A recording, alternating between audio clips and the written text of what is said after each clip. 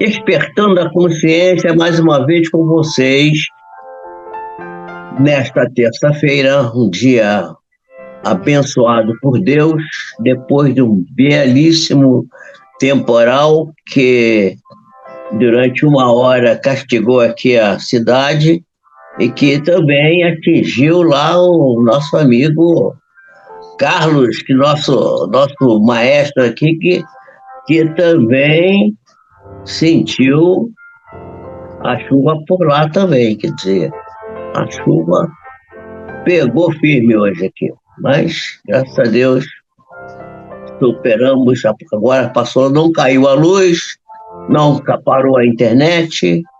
Eu não sei se a minha internet está boa aí, parece que eu esqueci de verificar isso aqui hoje. Hoje eu não dei para. Como está funcionando direito até agora, eu acho que vai dar para funcionar. Nós estamos estudando aqui, meus amigos, o assunto de sempre, né? Que é a saúde e a espiritualidade. Já vi aqui que tem, já antes de começar aqui, já tinha visto aqui a nossa querida Léa Brum. Ontem você foi lembrada, Léa, ontem não, no domingo você foi lembrada lá no nosso churrasco, 46 anos, eu dou parabéns a você pelos 46 anos. E também está aqui a Marieta Simões, que está aqui também desde cedo, Marieta. E temos agora já aqui também a Sinara Arruda, e temos aqui também a Estela Esteves, já conosco. Uma boa noite para vocês todas, sejam muito bem-vindas, e vamos dar sequência para o nosso estudo. Nosso estudo, como eu estava falando, ele é voltado para a saúde e espiritualidade, e nós estamos estudando as doenças psicossomáticas. A gente fez praticamente 3 reuniões, 3 lives seguidas, sobre esse tema, né? O tema da saúde e da psicossomática. Eu acho que foi bastante abrangente e acho que deu para compreender bem. Nós vamos dar uma sequência agora, que está ligada com essa questão aí. Chegou a Vera Lúcia aqui também agora. Vera Lúcia Soares está aí conosco, né? Então, uma boa noite para todos. Então, olha só, a gente tem que procurar entender, dentro desse processo do entendimento da doença psicossomática, o que a gente precisa realmente compreender, que é importantíssimo para nossa... Chegou a Elane Santana também agora. Elane, boa noite. Boa noite para todos vocês aí. Nós vamos começar a entender o reservatório daquilo que é o inconsciente. Eu não sei se vocês se lembram, eu já mostrei aqui em algumas lives minhas, uma imagem de um iceberg. O iceberg, vocês sabem, é aquela pedra enorme que está no mar, aquele gelo, né? A pedra geralmente de gelo, que tem uma ponta do lado de fora, parece que é a pedra daquele tamanho, daquela ponta que está aparecendo. No entanto, se você procurar analisar aquela pedra direito, você vai ver que a parte maior da pedra, parte mais bojuda, de mais matéria, de mais a estrutura maior, está debaixo d'água. Quer dizer, só fica do lado de fora uma pontinha. E, na realidade, a pedra é muito maior do que parece. Assim, a questão da consciência está ligada, eu sempre mostro essa imagem para falar da consciência, porque o lado que está de fora, a pontinha que está de fora, é aquela pontinha que a gente vê, quer dizer, é o consciente, aquilo que a gente acha que é a nossa consciência. Mas se a gente aprofundar, chegou também Maria Nazaré agora, e Maria Nazaré está por aí também. Olá, Maria Nazaré, seja bem-vinda, Maria Nazaré. Então tá aí várias irmãs nossas aí, nossos companheiros, aí tem alguns companheiros, os homens são mais covardes, não botam o nome aí no chat, não cumprimentam, mas tem homem também aí nessa história, mas está escondido. Não aparece. É assim mesmo, faz parte da vida. Então, essa ideia desse inconsciente, essa imagem que eu mostro, a gente precisa procurar entender o conteúdo dessa estrutura que está em nós, porque a maioria dos nossos pensamentos, nossos sentimentos, as nossas emoções, elas estão lá no nosso fundo, na parte da pedra que está submersa, debaixo da água. E só aparece aquele pedacinho pequeno que está em cima. Por isso que eu estou dando aqui essa ideia. Então, a gente para entender o reservatório do inconsciente humano, fazendo um paralelismo com o consciente, a gente, que é a parte que está conforme, que seria, né, conforme o entendimento de cada pessoa, é uma luta muito difícil. E os pensadores, os filósofos, os grandes estudiosos, os psicanalistas, as pessoas que são dedicadas ao estudo do ser humano, elas têm se preocupado demais em procurar dar dar subsídios para a gente poder compreender essas coisas. Então, porque, e através do tempo, nós vamos ver que, por exemplo, começando lá com um filósofo que a gente chama de Leibniz, que o nome dele é Leibniz, esse é um filósofo importantíssimo, ele tem uma teoria muito interessante, que é a teoria das mônadas. O que quer dizer isso? É uma forma lúcida de cada qual entende, ele vai botando que cada um tem uma mônada. Então você vai desde daquele estágio mais primitivo, mais inconsciente da alma, né? Que constitui a matéria, a parte material, o pessoal que ainda está bem no primitivismo, né? E vai progredindo, até aquela que chega na parte, vamos dizer, suprema, maior, com maior informação, com maior conhecimento, que seria aquela suprema mesmo, a suprema. Quando fala suprema, é aquela que teria a visão superior e absoluta, né, do Criador, seria o próprio Deus. E aí, essa formulação do ser, pelo Leibniz, tem uma vertente muito interessante, porque mostra que são tantos os entendimentos da vida, são tantas as gradações, que não dá para a gente classificar, porque vai ao infinito. É uma coisa muito, muito, muito, muito, muito, muito grande, né? Então, essa teoria, ela foi sofrendo alterações nas interpretações do inconsciente, conforme, por exemplo, um outro filósofo, que é o homem da dialética, o Hegel. O Hegel é o homem da dialética. O que é essa dialética? O Hegel diz assim: existe a tese, quer dizer, a opinião, você tem uma tese, mas aí tem uma outra tese que é contrária àquela, e aí chama-se de antitese ou antítese, né? Então tem a tese, tem a antítese, que é o contrário, né? O contraditório daquilo, e aí juntando a tese com a antítese, os dois, e fazendo-se uma análise dos dois, vai se encontrar uma coisa que é chamada de síntese. Isso é coisa que a gente procura buscar, procura compreender, para poder entender cada criatura dentro, cada uma da sua vertente, cada um dentro da sua maneira de compreender, né? Então, já o Schopenhauer, que é um outro filósofo importantíssimo também, ele fala na conceituação da vontade. A gente sabe que a vontade é importante, porque a vontade, juntamente com o pensamento e o sentimento, forma a energia espiritual, a energia mais importante que temos, que é a energia do espírito. Então, o Schopenhauer vai apresentar a teoria do inconsciente absoluto, né? Que está expressado nos diversos planos da vida. Né? Quais são os planos da vida? O plano físico, né?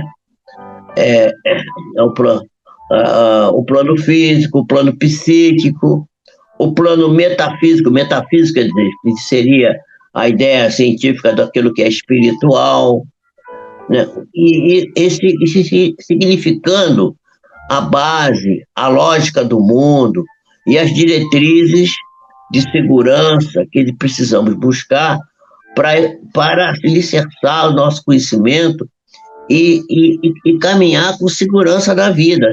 Ter uma vida suficientemente tranquila. Vamos hoje analisar isso, né?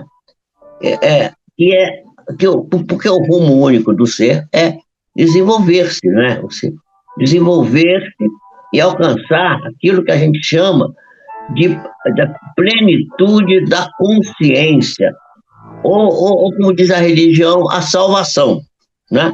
Ou melhor, a redenção de tudo quanto existe. Essa é a ideia. A ideia é a gente vai buscar tudo isso, esse conhecimento, para a gente encontrar essa salvação, essa redenção. A gente se melhorar, ser melhor, ser mais produtivo, mais proativo, mais ser feliz, enfim. Né? Mas é o Freud, que é o psiquiatra por excelência, que melhor do que ninguém conseguiu explicar essa porção profunda do ser, chamado inconsciente. Porque, mediante os seus estudos, o Freud foi percebendo as nuances da influência desse inconsciente. Tem uma história do Freud muito interessante. O Freud frequentava uma reunião quando ele estava querendo começar. Ele era um neurologista, um médico neurologista, e ele frequentava uma reunião às quartas-feiras. E ele não tinha muito interesse naquela reunião, não. Ele ia lá porque aquilo lá dava projeção para ele, o nome dele aparecia, ele queria se tornar uma pessoa conhecida no meio. Aí ele foi ficando famoso, foi ficando bastante conhecido e tal, muito procurado, e começou a não ir mais na reunião, só faltar a reunião, esquecia da reunião, no dia não ia e tal. Aí ele começou a meditar sobre aquilo, né, fazer o exame de consciência, e assim, puxa vida, quando eu estava precisando de me projetar, eu ia lá nessa reunião, eu usei tanto aquilo lá para minha projeção, acho que vergonha, eu tenho que ir lá. Aí resolveu ir. Aí marcou direitinho, botou na agenda e tal, e foi para lá.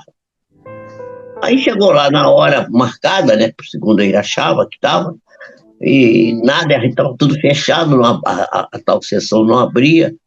Ele ficou lá um tempo e tal, meia hora, 40 minutos, não chegava ninguém, não chegou ninguém.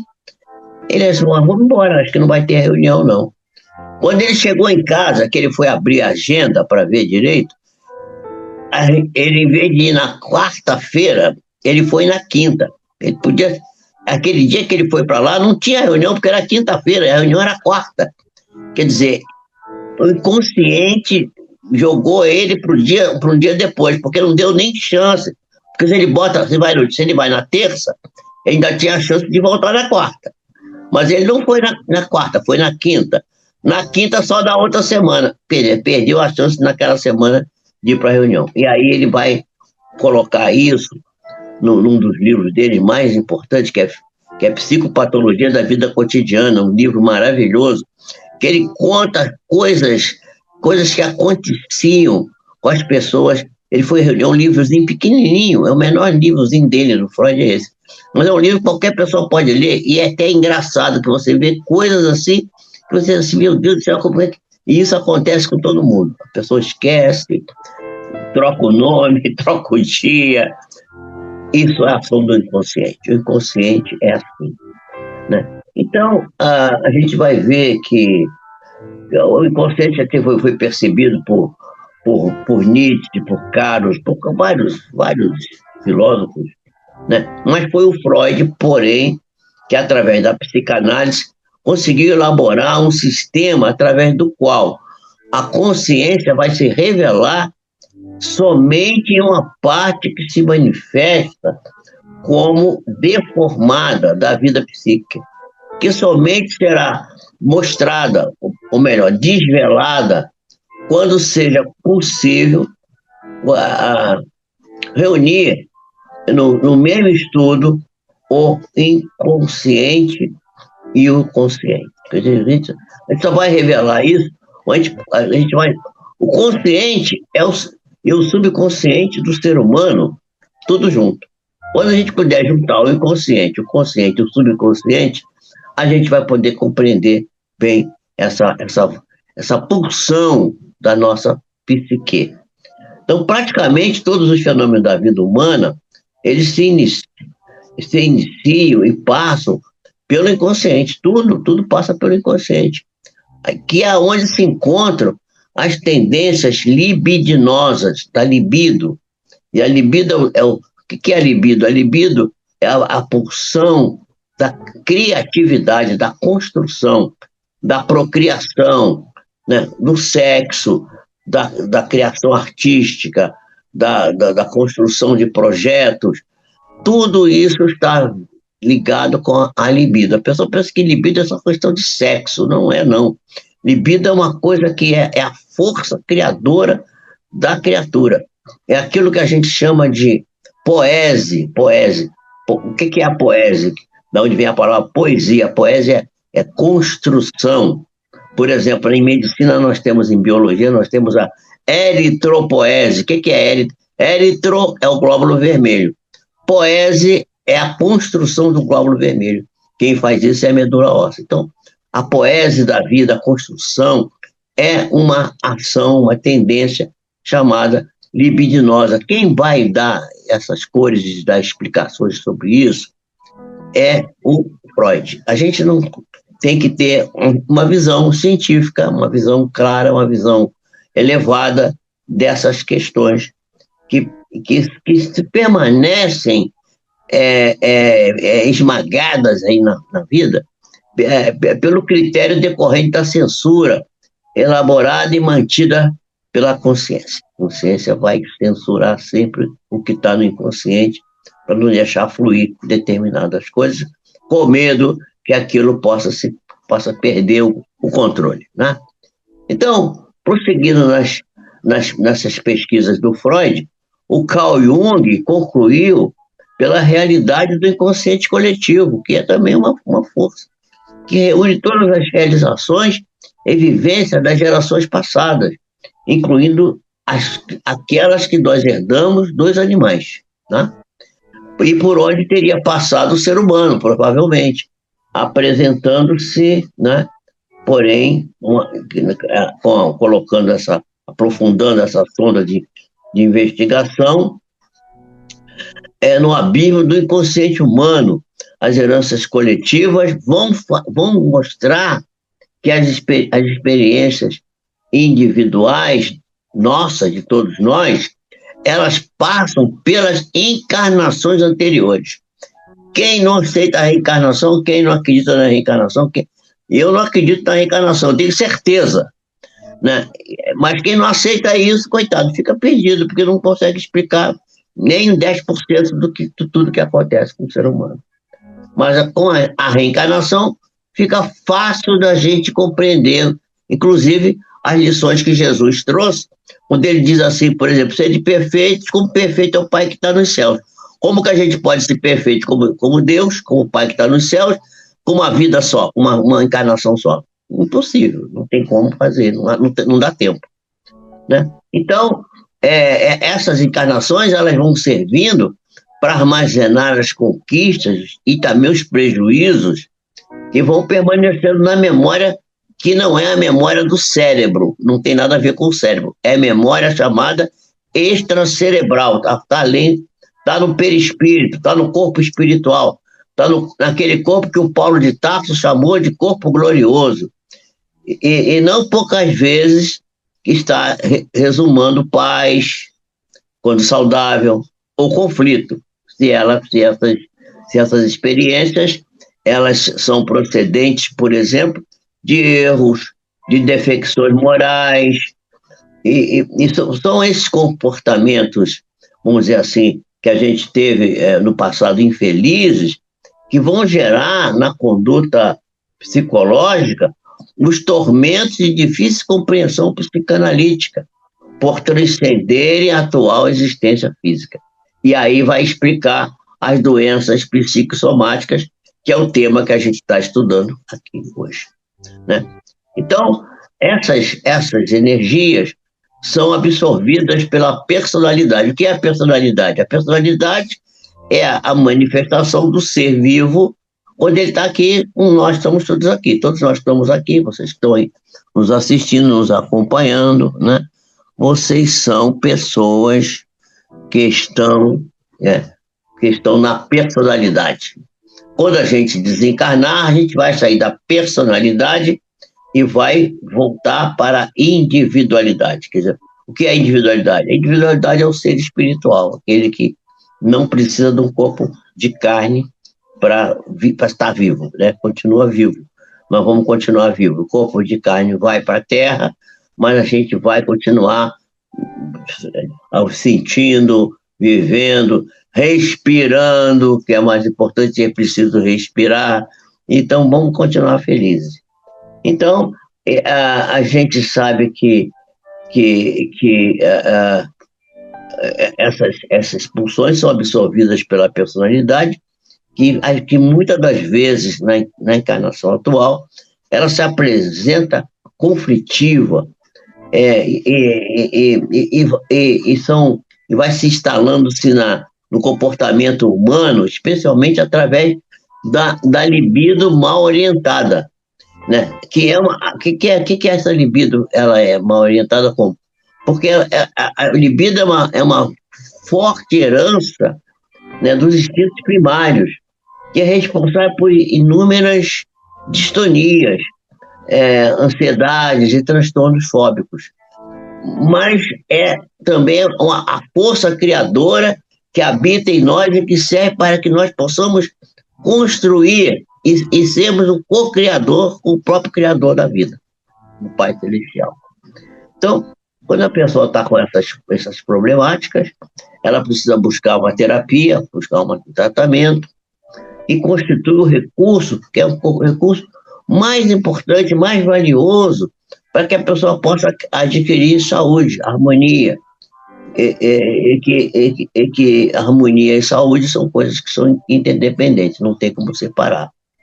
Porque o ser espiritual, nós, seres espirituais, nós somos seguramente os arquitetos do nosso próprio destino, por meio das condutas que nós vamos nos impor a nós mesmos, né? Porque em cada experiência reencarnatória, os problemas que temos vão se repetindo às vezes. E a gente nossas experiências, vamos dizer assim, construtivas, saudáveis, vão se cristalizando em nós, mas também as mórbidas, as doentes, que vão dar curso ao equilíbrio ou à insanidade. Algumas são castradoras das injunções pretéritas que o inconsciente exige do indivíduo, que precisa de cuidados especiais para serem superadas e diluídas. E não poucas vezes esses processos, eles se manifestam no corpo físico, não é? A rigidez dos músculos, tensões musculares, como se uns anéis vigorosos de aço imobilizasse o paciente, que fica angustiado, em processos respiratórios deficientes, entrecortados, inibidos, como resultado de ocorrências perinatais, durante a gestação, durante o parto, isso também vai influenciar, porque a pessoa já traz da experiência anterior aquela coisa magnética de ter, naquele momento, aquela alteração que ele vai experimentar depois na infância, mas cujas matrizes, as raízes mesmo, elas podem ser buscadas, remontadas lá nas existências passadas, que são as fontes que desencadeiam os mecanismos aflitivos que estão se manifestando hoje, né?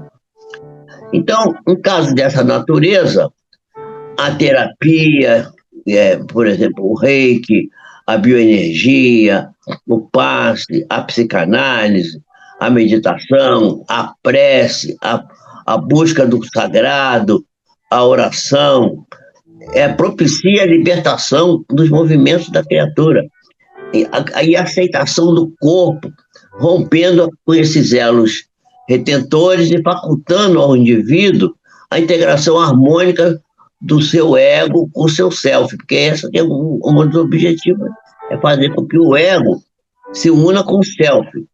Quer dizer, o que é isso? O ego é a parte material, digamos assim, e o self é a parte espiritual. As duas têm que estar harmonizadas, têm que estar em equilíbrio, para que o indivíduo possa se sentir pleno, equilibrado, sem prejuízos psicológicos para o ser consciente que somos todos nós.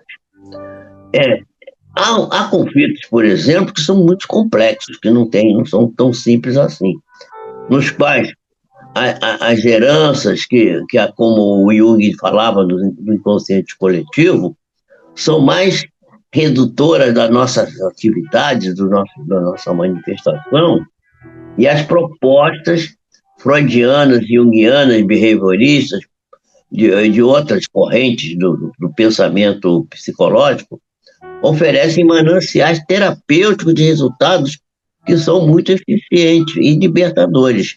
Por isso que Jesus disse: conhecereis a verdade. A verdade está onde? Está em nós. Nós temos que encontrar a nossa verdade. O que está em nós? O que eu estou fazendo aqui? De onde que eu vim e para onde que eu vou? É por isso que a gente precisa saber. Então, conhecereis a verdade vos fará livres. Nós precisamos nos libertar. Então, a realidade, no entanto, é que esse empreendimento de busca da autorrealização, busca da libertação e da paz, é uma necessidade de todos nós. Todos que necessitam dessas terapias especializadas, todo mundo devia fazer psicanálise, devia fazer análise de si próprio, buscar religião, buscar oração, buscar meditação, buscar relaxamento, fazer yoga, fazer exercício físico, tudo junto, um pouquinho de cada um. E é isso que vai servir de instrumento, né, para que a pessoa possa se libertar das suas condições. Os especialistas nesses assuntos, os psicólogos, os psiquiatras, os neurologistas, os professores de yoga, os que fazem alinhamento dos chakras, tem uma opção de gente fazendo um monte de coisa aí, né? Os neurocientistas, como, por exemplo, o Joy Dispenza, que faz um trabalho de manifestação do indivíduo, o indivíduo aprender a manifestar-se, né? Agora está aqui também a Maria Nazaré, já falei com ela. Quem é mais que está aqui? Tá bom, não estou vendo mais. Agora, eu acho que eu já vi quase todo mundo. Se eu tiver deixado alguém de fora, por favor, me perdoe, tá? Então,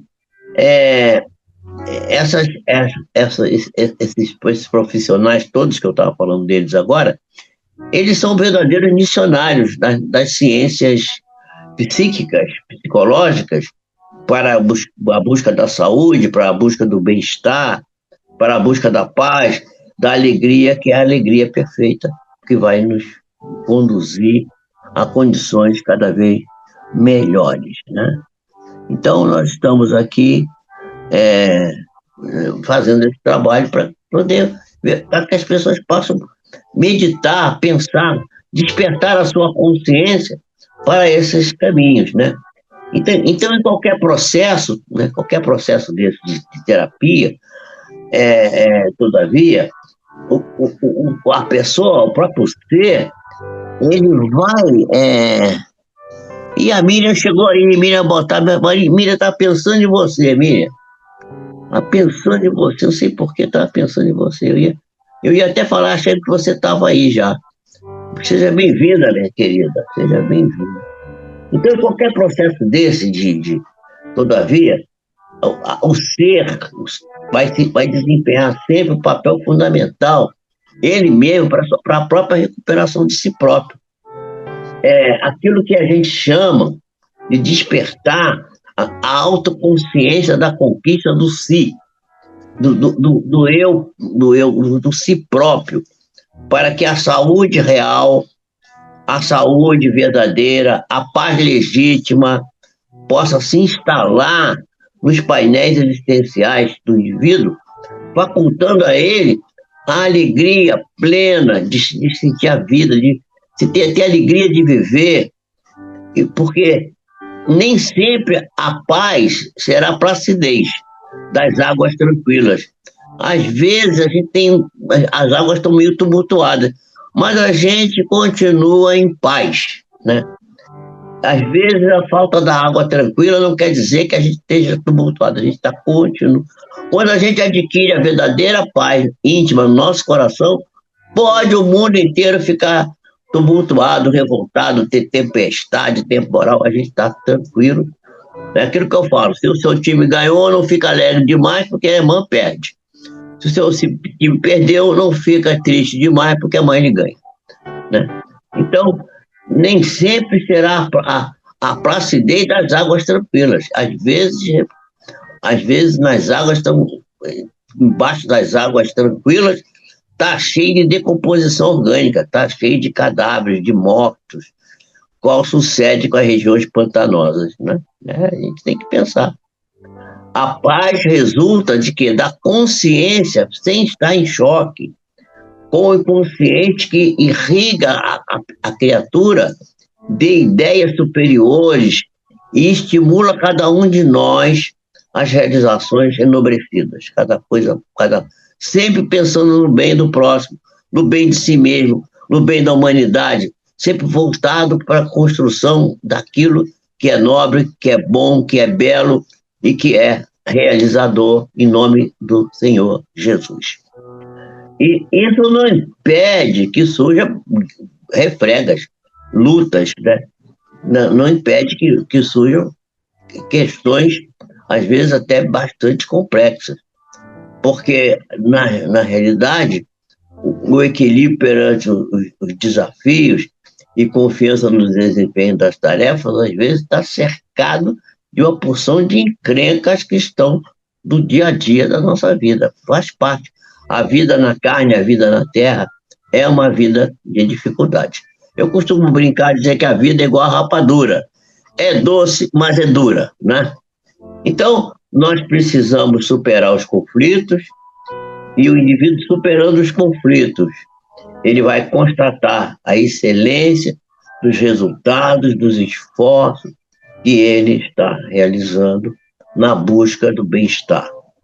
Então, nós vamos interromper hoje aqui o nosso estudo, mas vamos voltar na sexta-feira, nós vamos falar da marcha da evolução, ainda dentro desse conceito, do nosso entendimento do que esteja envolvido dentro do nosso inconsciente. E nós temos um compromisso, nós próprios, né, o compromisso que temos da gente com a gente mesmo, está consubstanciado na nossa forma de ver a vida, de ver as coisas, né?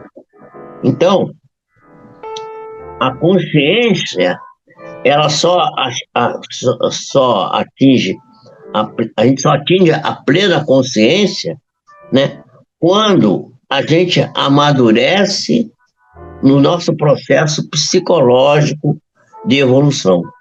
E esse amadurecimento, meus amigos, é o resultado de um contínuo esforço que temos que fazer em favor do autoconhecimento e da coragem de enfrentar a si próprio, sempre trabalhando com esforço íntimo e procurando ver onde que estão as suas limitações e procurar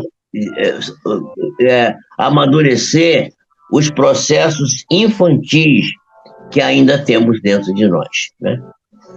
Se a gente não souber superar as frustrações, se a gente não souber fixar no inconsciente nosso a elevação de propósitos, né? E sair da condição de se sentir vítima, está sempre achando que é uma vítima despreparada da própria vida. Nós não somos vítimas de nada, nós somos seres que estamos em trabalho de construção, estamos caminhando a favor do nosso próprio crescimento. E a gente precisa fixar nesse inconsciente e nós não somos vítimas. E temos que fugir de criar mecanismos de fuga. Quer dizer, fugir da fuga, não fugir. Não fugir para a irresponsabilidade. Porque o que fazem as pessoas, toda vez que a dificuldade chega, a pessoa foge para a irresponsabilidade. Por isso que as pessoas bebem, se drogam, porque é uma forma de fugir da responsabilidade, fugir do enfrentamento dos verdadeiros problemas que estão a cercear a liberdade da criatura. Né? Deus nos abençoe, nos proteja, nos ampare e nos dê a sua luz no nosso caminho. Que assim seja. Deus conosco. Fiquem em paz.